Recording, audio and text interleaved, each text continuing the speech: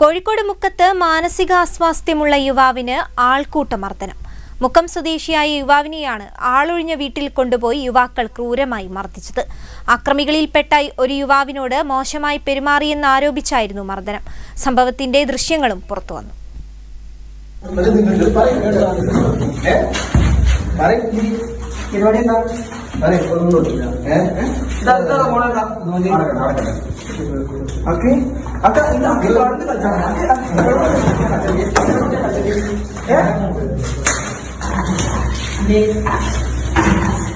അക്രമികളിൽപ്പെട്ട ഒരു യുവാവിനോട് മോശമായി പെരുമാറിയെന്ന് ആരോപിച്ചായിരുന്നു മുക്കത്ത് മാനസികാസ്വാസ്ഥ്യമുള്ള യുവാവിനെ ആളൊഴിഞ്ഞ വീട്ടിലെത്തിച്ച് ഒരു സംഘം ക്രൂര ആക്രമണത്തിനിരയാക്കിയത്.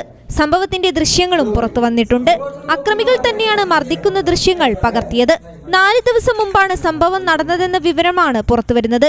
ആക്രമണത്തിനിരയായ യുവാവിന്റെ വീട്ടിൽ പലർക്കും മാനസിക ബുദ്ധിമുട്ടുകളുണ്ട്.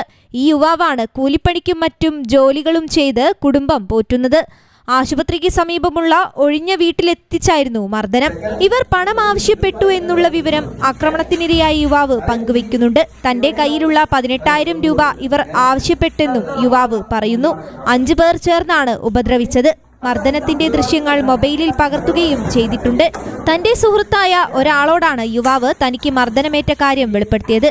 പോലീസിൽ പരാതി നൽകാനാണ് തീരുമാനമെന്നും മർദ്ദനത്തിനിരയായ യുവാവ് പറഞ്ഞു. News bureau, Mukkam.